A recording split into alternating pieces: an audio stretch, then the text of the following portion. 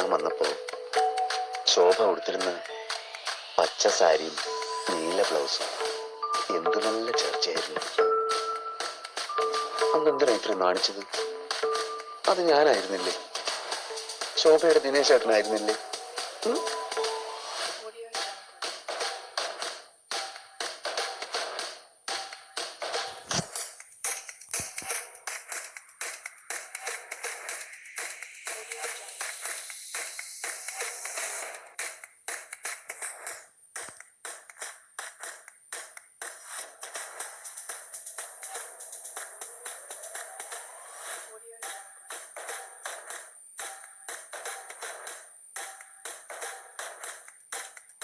അപ്പൊ എന്ന് മുതലായി പരിപാടി തുടങ്ങിയത്? ഇപ്പൊ ഉദ്ഘാടനം കഴിഞ്ഞേ ഉള്ളൂ.